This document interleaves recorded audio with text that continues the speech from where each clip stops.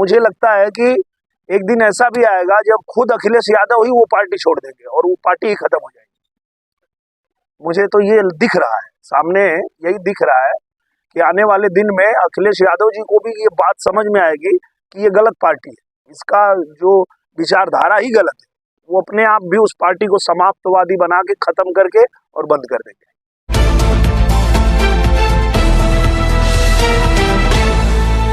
अभिवादन स्वीकार कीजिए शमीम जराजपुरी का। आप देख रहे हैं खबरों नजर चैनल। खबर यूपी के जिला आजमगढ़ हेडक्वार्टर से है, जहां दिव्यांग जन सशक्तिकरण विभाग आजमगढ़ के जरिए आजमगढ़ सदर भाजपा सांसद दिनेश लाल यादव निरहुआ के हाथों विकलांग मर्द और औरतों को मुफ्त टराई साइकिल तकसीम की गई। इस मौके पर विकलांग मर्द और औरतें अपनी अपनी टराई साइकिल पर बैठे हुए दिखाई दिए। विकलांग मर्द और औरतों में टराई साइकिल तकसीम का ये प्रोग्राम आजमगढ़ के हरियौत कला केंद्र में रखा गया था, जिसमें आजमगढ़ जिले के मुख्तलिफ ब्लॉकों से आए विकलांग मर्द और औरतें शामिल थीं। इस मौके पर आजमगढ़ सदर भाजपा सांसद दिनेश लाल यादव निरहुआ ने एक तरफ जहां उत्तर प्रदेश सरकार की योजना के अंतर्गत दिव्यांग जनों को टराई साइकिल और अनुदान देने की बातों का जिक्र करते हुए सरकार की तारीफ की, वहीं दूसरी तरफ इंडिया महागठबंधन और सपा के राष्ट्रीय अध्यक्ष अखिलेश यादव को जो निशाना साधा है वह भी हम आपको दिखाते हैं। इस तरह का कार्यक्रम आयोजित किया गया विकलांग। ये दिव्यांग जनों के सशक्तिकरण के लिए जो हमारे उत्तर प्रदेश सरकार की जितनी योजनाएं चलती है, उन्हीं योजनाओं के तहत हमारे जो अधिकारी हैं शशांक जी, इनके सहयोग से ये चौथी बार हम लोग जो है हमारे दिव्यांग जनों को ट्राई साइकिल बांट रहे हैं। आज लगभग 300 लोगों को ये साइकिल बांटेंगे।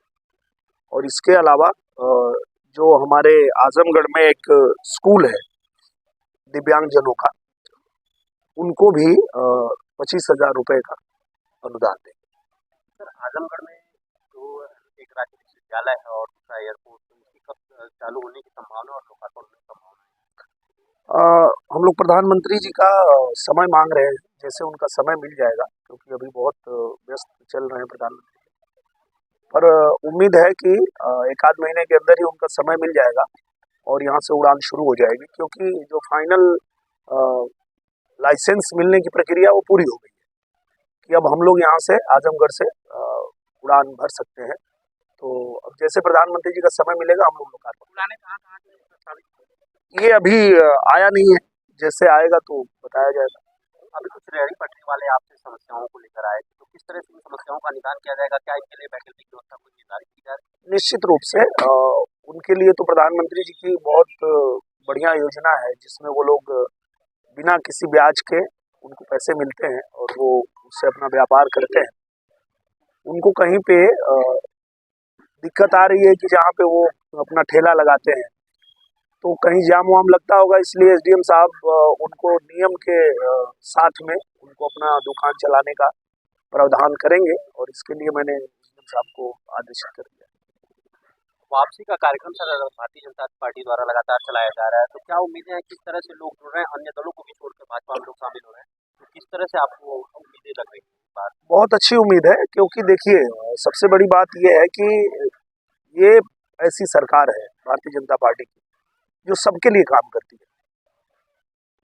ये कोई भेदभाव करने वाली पार्टी नहीं है। ये पार्टी वो है कि अगर कोई महिला है तो महिला है, अब उसकी कोई जाति नहीं है। वो ये नहीं आप कह सकते कि वो मुसलमान है, वो हिंदू है, वो सिख है, तो हम उसके लिए नहीं करेंगे, इसके लिए करेंगे। नहीं, महिला के लिए जितनी सुविधाएं हो सकती है वो प्रधानमंत्री जी ला रहे हैं, योजनाएं ला रहे हैं, और उनका लक्ष्य है कि हम बहुत जल्दी लाखों बहनों को लखपति दीदी बनाएंगे। उसके अलावा हर विभाग में उनको प्राथमिकता दी जा रही है, चाहे वो सुरक्षा बल में हो, चाहे वो रोजगार में हो, चाहे वो किसानी में हो।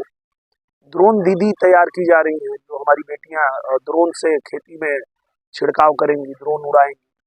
तो हर क्षेत्र में अगर महिलाओं के लिए काम हो रहा है तो वो सभी धर्म जाति बिरादरी के लिए हो रहा है, कोई एक जाति के लिए या धर्म के लिए या पार्टी के लिए नहीं करती है ये पार्टी। वैसे ही जब युवाओं के लिए योजनाएं आती है तो युवा किसी वर्ग का हो, वो सबके लिए काम हो रहा है। चाहे वो गरीब है तो गरीब है, अब गरीब की कोई अलग से जाति नहीं हो सकती है। जो गरीब ही है उसको अलग से क्या जाति में बांटेंगे? तो हर गरीब के लिए योजना है, हर गरीब के लिए। अभी तो मुख्यमंत्री जी ने, हमारे योगी आदित्यनाथ जी ने एक नया घोषणा किया है कि हर परिवार का आईडी कार्ड बनेगा और उस आईडी कार्ड से ही पता चल जाएगा कि कौन से व्यक्ति को क्या लाभ मिलना चाहिए, उसको मिल रहा है या नहीं मिल रहा है। तो उनको परेशान नहीं होना पड़ेगा, सरकार खुद ही उनकी चिंता कर रही है, चाहे वो गरीब हो, चाहे महिला हो, चाहे युवा हो और चाहे किसान हो। किसानों के लिए भी जितनी सारी योजनाएं हमारी सरकार ला रही है। आप देखिए कि अभी कल ही हम लोगों ने 400 किसानों को पंपिंग सेट बांटा और उसमें भी किसानों के लिए इतनी सारी सुविधा है, इतना सारा सब्सिडी दे रही है सरकार कि आप जो है खेती करते हैं, किसानी करते हैं, और किसान जब तक समृद्ध नहीं होगा तब तक ये देश विकसित राष्ट्र नहीं बन पाएगा। इसी को ध्यान में रख के महिलाओं के लिए, किसानों के लिए, युवाओं के लिए, गरीबों के लिए सरकार काम कर रही है। तो अब जो गरीब हैं, जो किसान हैं, वो भी ये बात कह रहे हैं कि जब हमको सुविधा देने में मोदी जी भेद नहीं करेंगे तो हम भी उनके झोली में छेद नहीं करेंगे। 400 सीट जीत के फिर से नरेंद्र मोदी ही प्रधानमंत्री बनने जा रहे हैं। इंडिया गठबंधन में भगदड़ मची हुई, लगातार लोग इधर से उधर जा रहे हैं, तो इस पर आप क्या कहें? मुझे लगता है कि उनका कोई लक्ष्य दिख ही नहीं रहा है ना। कोई हमारे पास तो एक एक कार्यकर्ता को पता है कि हमारे प्रधानमंत्री जो है वो नरेंद्र मोदी जी तीसरी बार बनने जा रहे हैं। उनको पता ही नहीं उनका नेता कौन होगा, उनका प्रधानमंत्री कौन होगा, तो वो क्या लड़ेंगे।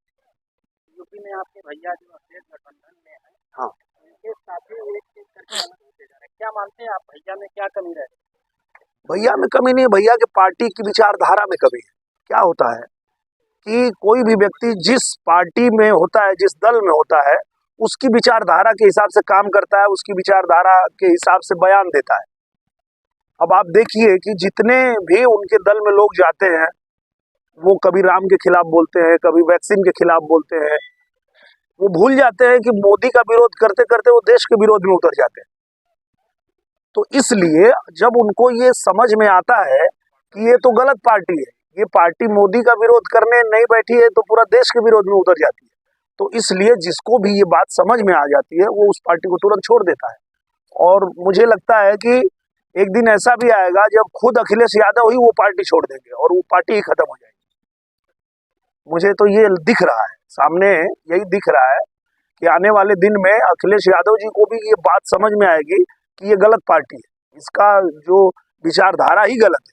वो अपने आप भी उस पार्टी को समाप्तवादी बना के खत्म करके और बंद कर देंगे।